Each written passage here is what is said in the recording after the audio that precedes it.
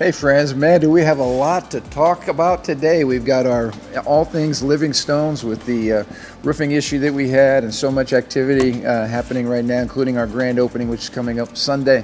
We'll talk about that. We're going to talk about the craziness of what I call the circus coming to town. It's an election, national election year.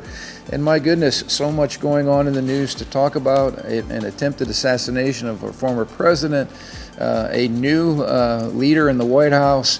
And what does all this have to do with biblical worldview? We're going to talk about the epic failure of secularism to provide liberty and justice for all. We're seeing it happen all around us. Everything's unfolding and unraveling. And once again, the Bible has the answer to the challenges that we face. So look forward to having you join us in today's podcast.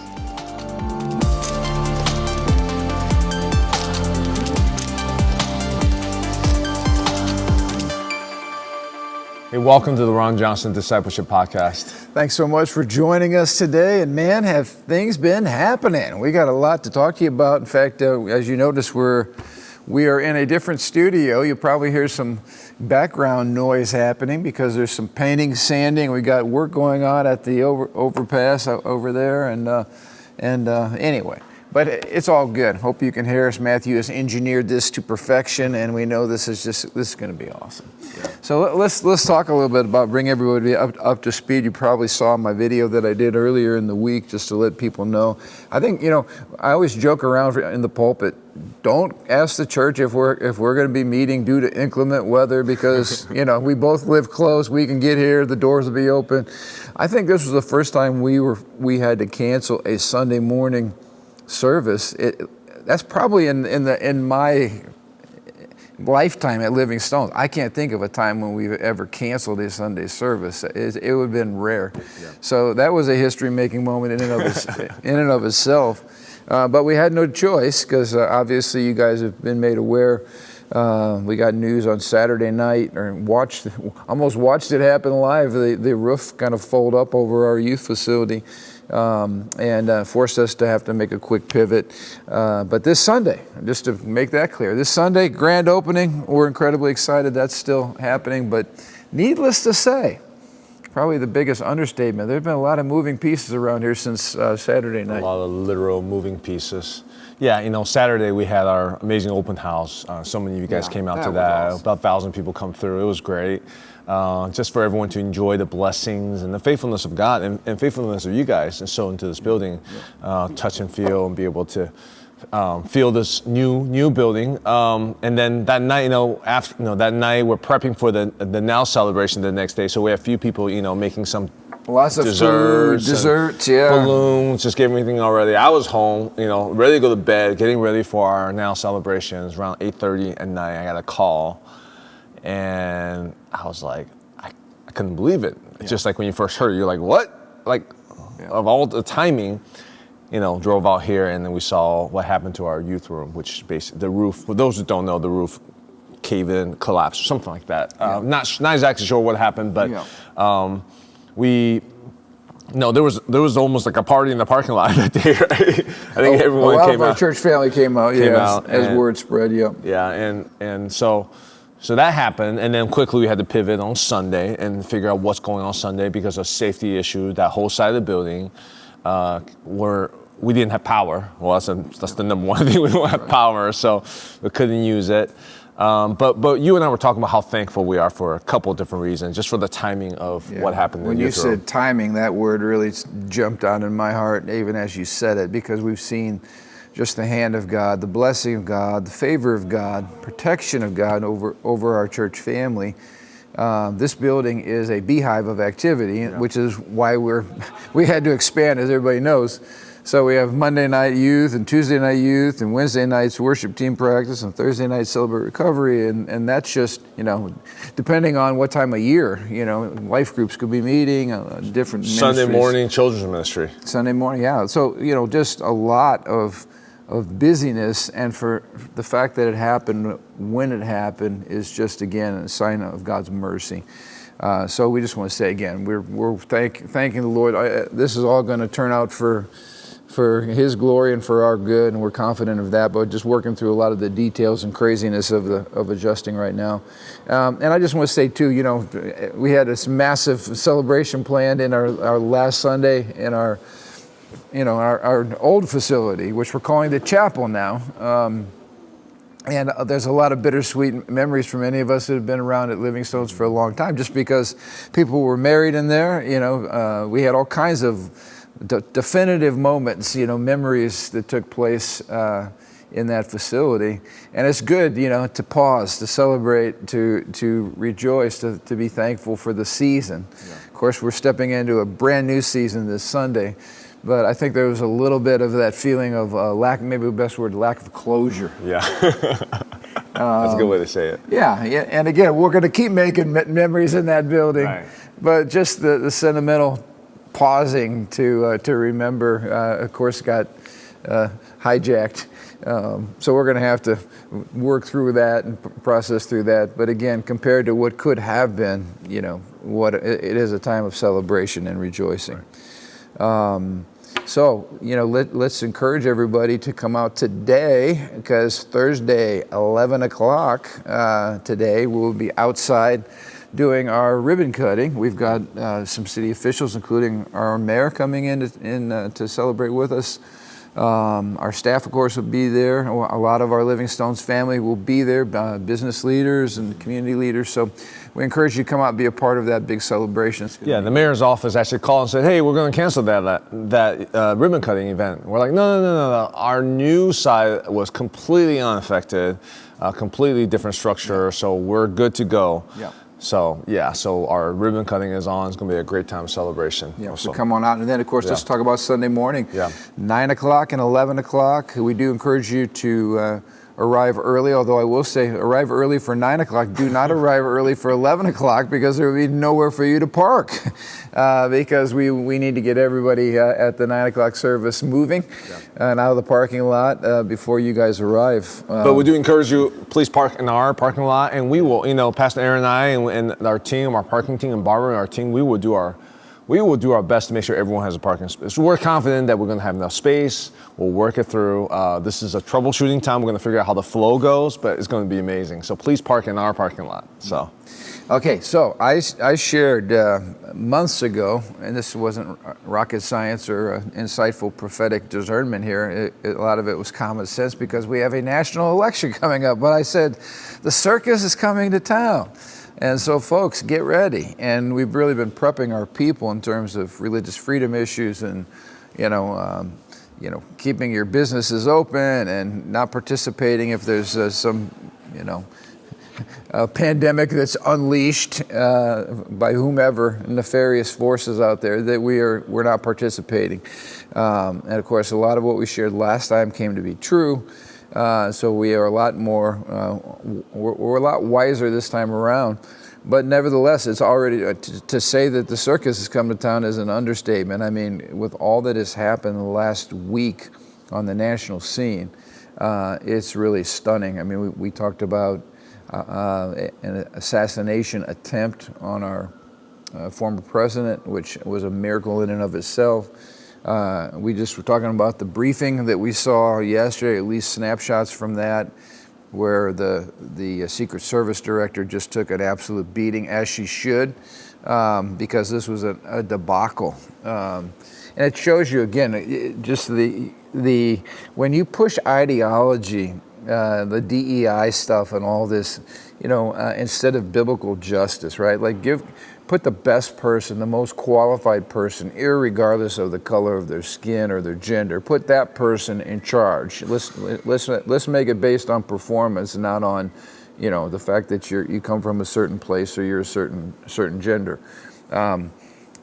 This is what you get. You get a president a former president nearly lost his life, or could have lost his life, and then you get people who really actually lost their lives, which is a tragedy.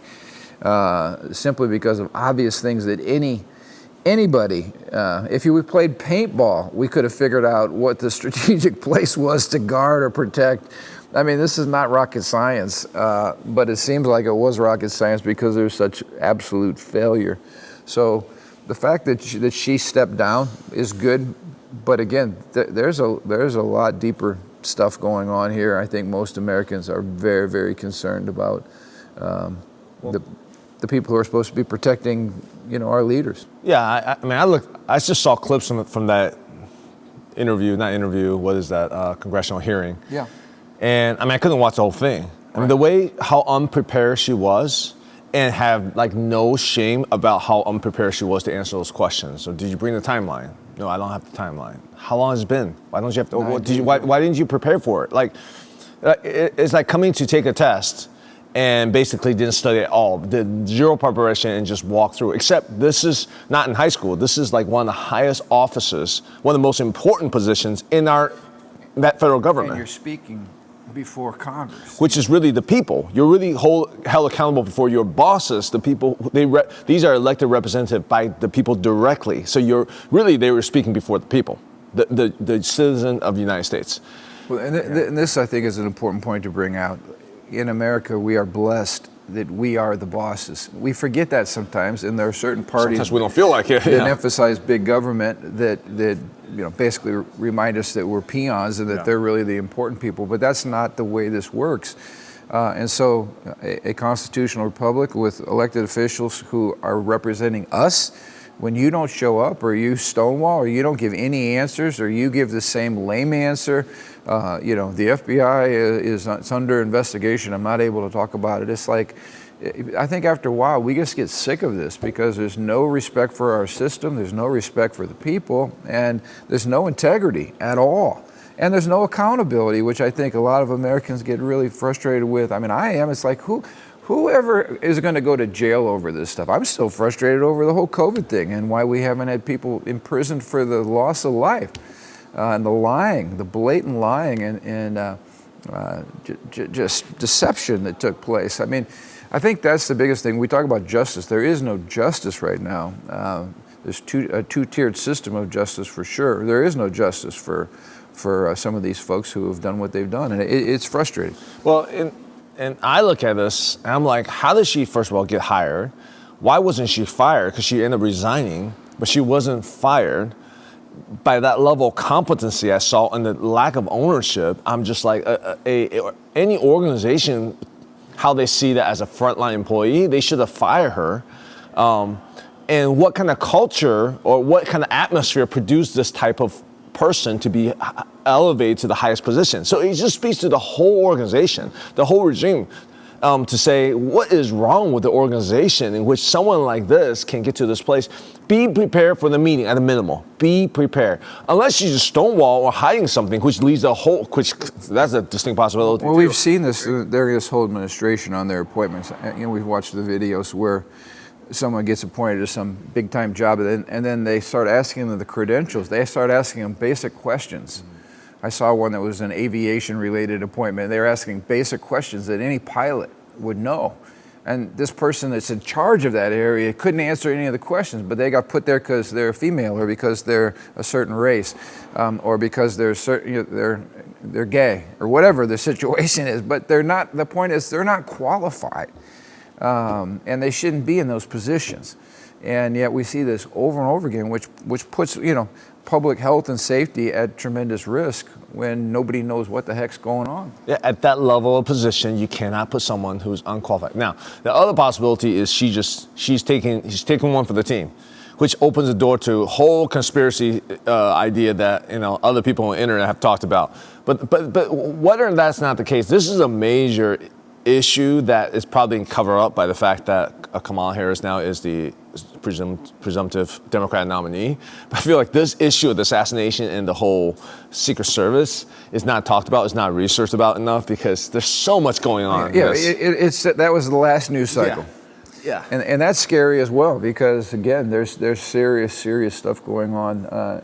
All this lawfare attacks and the corruption in some of these major organizations like the Justice Department, FBI, where you begin to wonder, can we really trust these people? What is going on? Our military. I need more answers. I need transparency. There's so many questions out there. So no, not to hijack the podcast, but like that issue in itself would seem like a blip, but it's not just a blip, right? No, it's huge. It's huge, right?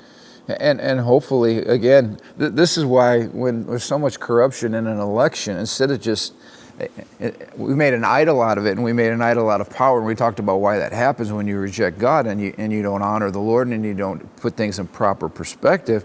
But now this power grasp is so huge because you have to win, because if you don't win, then whoever comes in next actually has the power to expose all of this. So people are right now fighting for their livelihoods, their career. They're fighting to stay out of jail.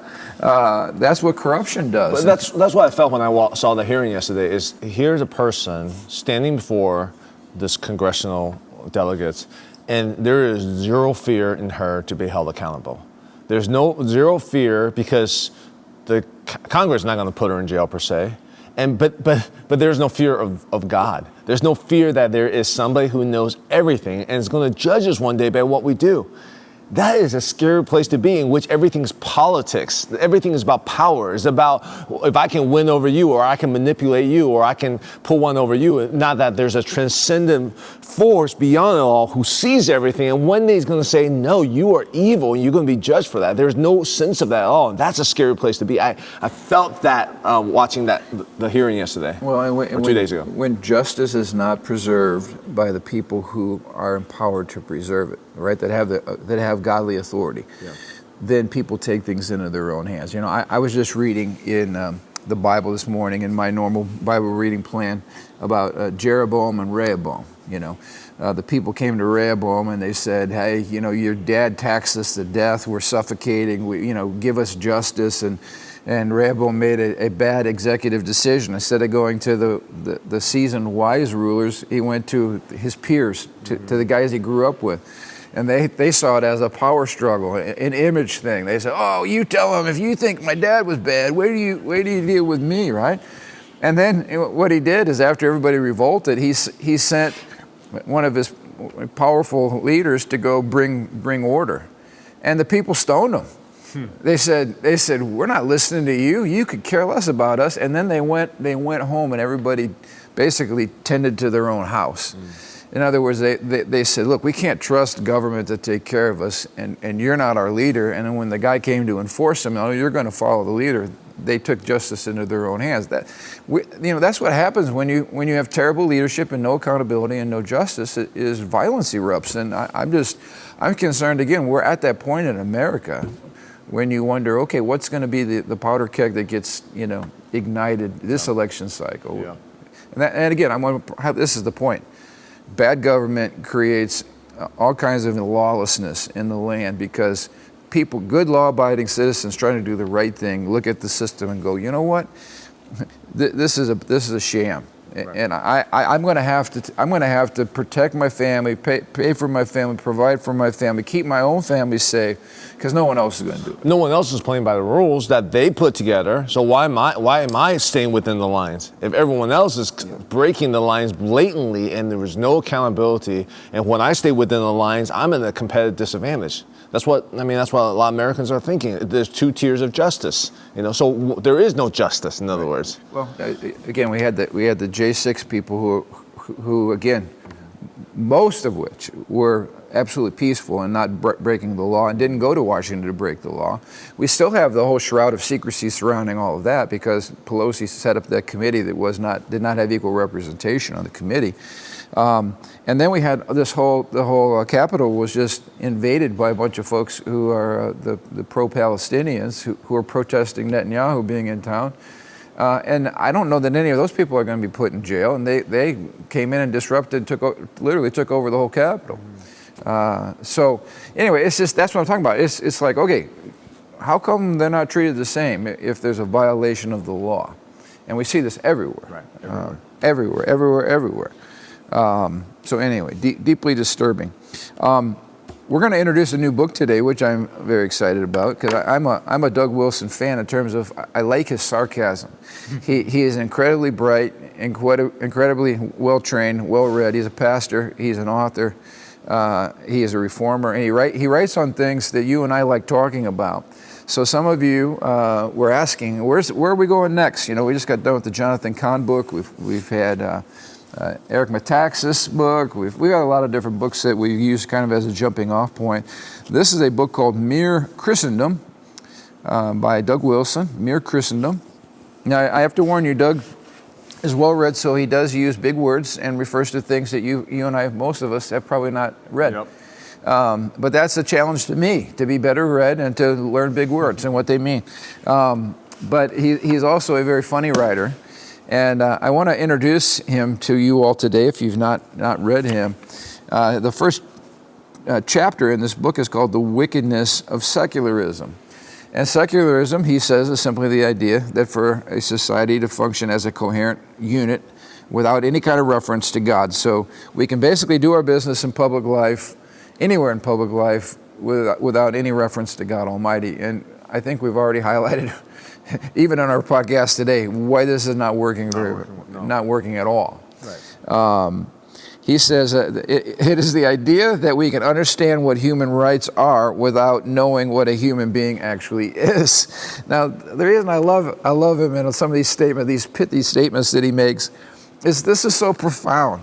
If you reject God, then you have to come up with an explanation for anthropology, for humans, for who we are and how we operate and what is a human.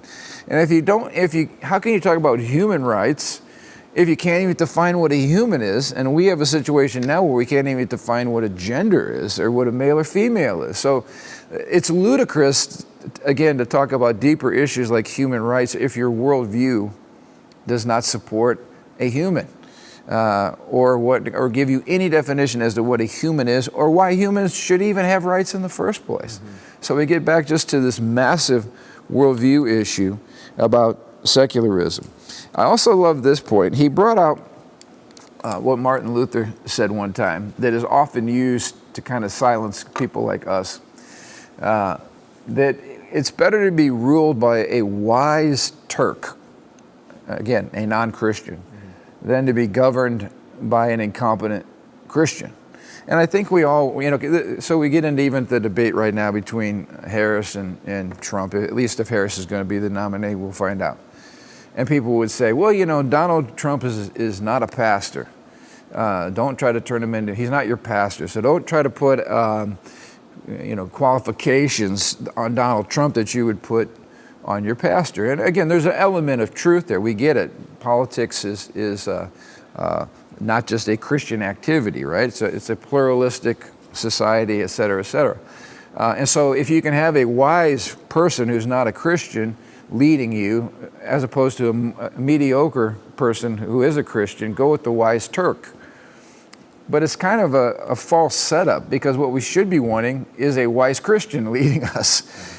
We should be wanting godly, competent people in charge. And we shouldn't settle for wise Turks when we have an opportunity to run for office, to get people elected, to elect the best and the brightest of people. And some of those people that we should be able to choose from should be people who also happen to acknowledge that there is a God and that we're accountable to Him. And so his point is, we create kind of like these false dichotomies and then use them to justify electing people in office who simply shouldn't be representing us because we've got no one better to choose from. Yeah, I mean, his point's well taken. I just think, what does it mean to be a wise person, whether Turk or Christian? Sure. Being wise is understanding how the reality works, which goes back to your worldview. Yeah. Can you really be wise if you don't believe in a transcendent force or transcendent being that holds everyone accountable? Do you and you see the world as basically utopian and that everyone's good? And is that wisdom? Right. Or is wisdom understanding that, hey, we're fallen, and therefore we need checks and balances, and we need accountability, and power breeds corruption? That's part of being wise, right? And where did you get that worldview from? From secularism or from biblical worldview? Exactly. And his argument in here is that democratic, secular democracies are crumbling everywhere. They're not working, and we've actually they've run their course, and the weaknesses are becoming apparent, and we're seeing that in America. We're seeing Europe. Europe's actually a little ahead of us on some of these things. We're seeing it even to the north in Canada. So anyway, your point well taken, your worldview, how do we define wisdom in the first place? And the Bible defines wisdom as the fear of the Lord. So you can't even begin to operate as a wise Turk, so to speak. It's kind of an oxymoron. Well, I think if I'm like trying to hire an engineer, for example, yeah, I'd rather hire a secular engineer who has an engineering degree than a Christian preacher who has never done any engineering before to do this engineering work. But we're not talking about engineering. We're talking about governing. We're talking about dealing with people's hearts and dealing with human rights and justice. And these are major issues which qualification to me requires a worldview that says we're all held accountable. So that is a prescription, is qualification to being wise for this specific position. You know? So he says, I personally would much rather be governed by a pagan who acted like a Christian than a Christian who acted like a pagan. But what we always seem to get are pagans who act like pagans. And then we object to that, and we are soundly refuted by a misunderstanding of something Luther never said. All I want is a wise Christian. Is that too much to ask? He says, apparently so. Yeah, that's a deep question. Right now, it seems like it is too much to ask. So we either have pagans who have decent, quote, morals, are decent people, might operate in integrity, or you have Christians who are complete pagans when they govern, and it's all a sham. And so his joke here is, why don't we have actually a wise Christian? That would be a great thing to ask. He brings out another good point here about the true grounding for individual liberty. He says in a Darwinian society, the highest civic value has to be survival, which is what Darwin preached. And since we're talking about species, it has to be the survival of a group.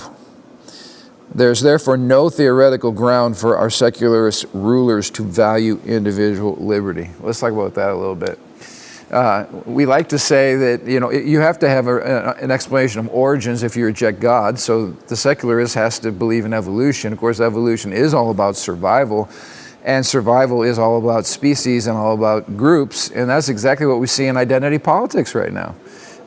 Nothing but power plays. Everything is broken down into subgroups, and so we don't just talk about Americans. Now we have to put an adjective in front of American, right? And so you're either identified by your race, or you're identified by your gender, or your sexuality, or something like that. So I think his point is well taken. How do you preserve individual liberty when you basically have no Christian worldview from which to draw from?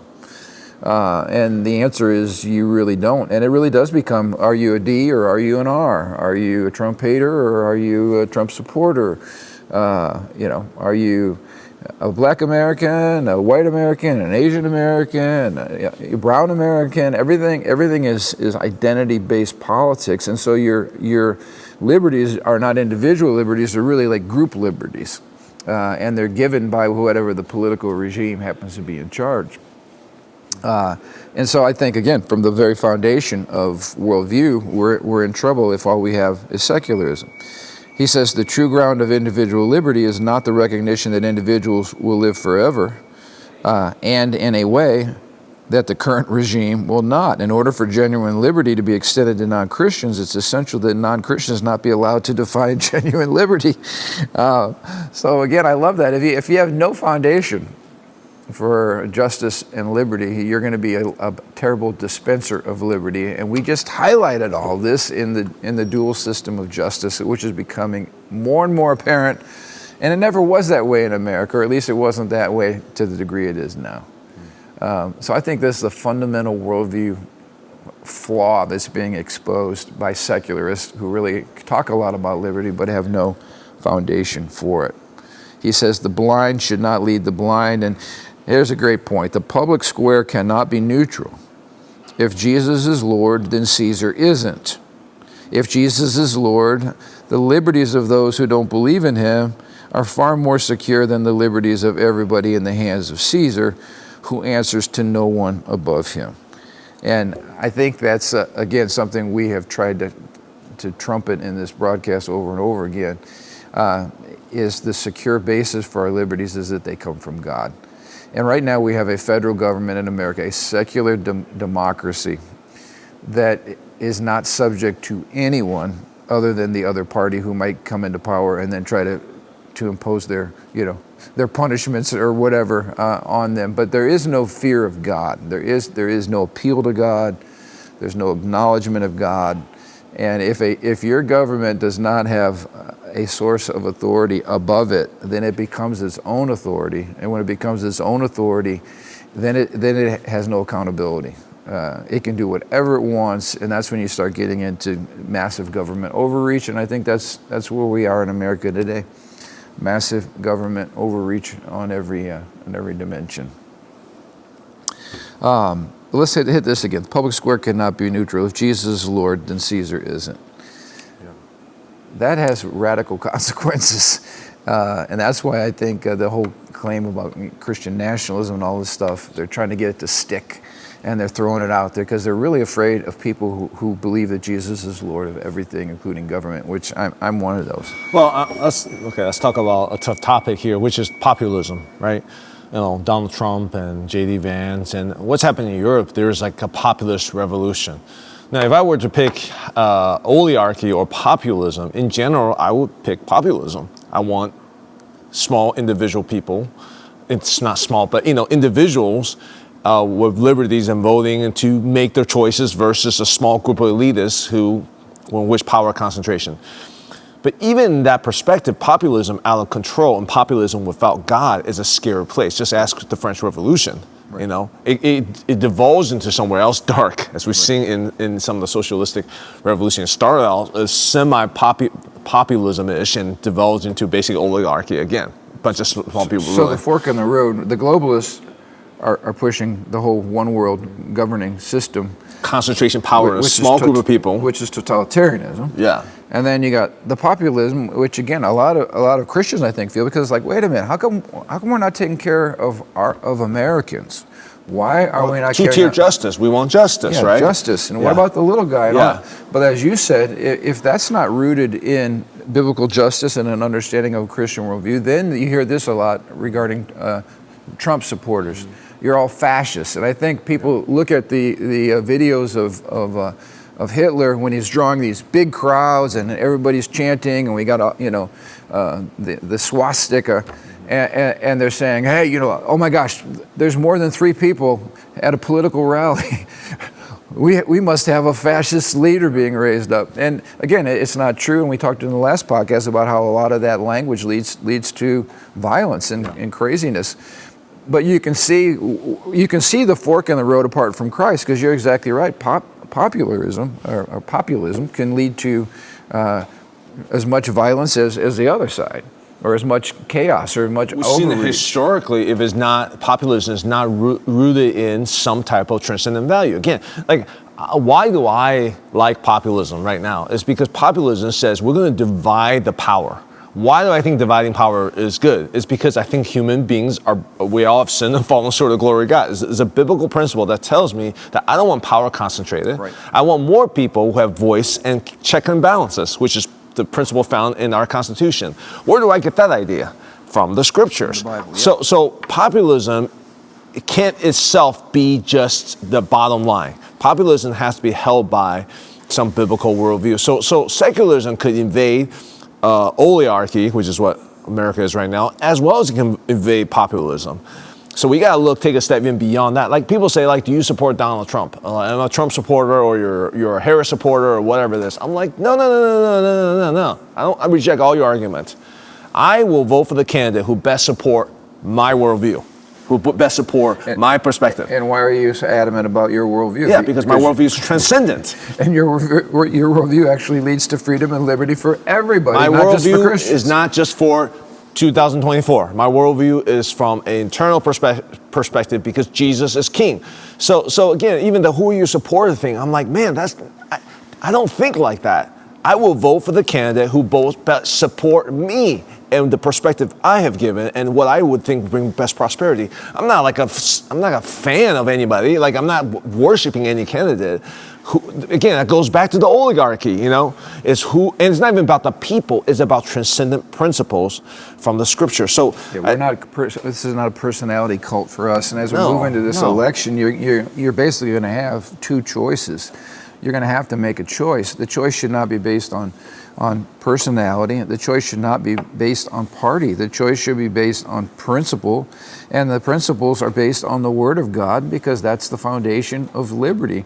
And so, You've got to think like a Christian, vote like a Christian. You got to apply biblical truth. And again, I think the point we're trying to get across here is a secular, pluralistic approach to public life always inevitably leads to tyranny and overreach, because there's no accountability and there's no authority higher than the government. And in our situation, the federal government. And we saw this again. I don't mean to keep going back to our pandemic, but we saw this overreach over and over again, where personal liberties were not honored, because I believe there was a lousy theology, and I say this too, there's a lousy theology in most of our churches that leads and empowers government overreach, because we don't understand that Jesus Christ is Lord of government and that earthly governments are accountable to Him. Well, you know, we go back, maybe we can get into this next week because we're out of time. But to me, the most prolific biblical example is when you have John the Baptist going to a non-Christian king and challenging his sex life and saying, excuse me, but God, your behavior is not pleasing to God. In other words, they simply acknowledge that there is a ruler greater than Herod. We would say, well, you know, hey, we can't expect Herod to abide by biblical principles because, you know, Herod's not an evangelical, you know, like us, a conservative evangelical. That kind of thinking is nowhere to be found in the scriptures. There is this simple assumption that there is God Almighty, that He reigns, and God is bigger than government. He's the boss. And so we have to be accountable to Him for the way we lead. And again, this is good news to everybody across the globe, because if you follow God's principles, it leads to justice for all. If you reject God, there's justice for no one, except those who are currently in power. And that's what we're seeing played out more and more in America as we drift from God. Yeah, I think this newer generation craves whatever you want to say about Gen, whatever, Z, X, A, I don't even know. Do we go back around when we go to Z? But there is a craving for meaning. And secularism doesn't provide that transcendent meaning, because secularism, bottom line, is power. It's power. And power is empty at the end of the day. Yeah.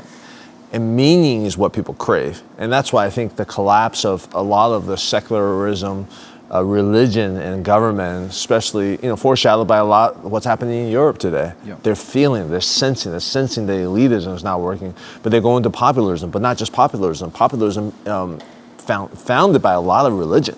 So that's what we're seeing in Europe a lot. And I think that's a trend moving the world today.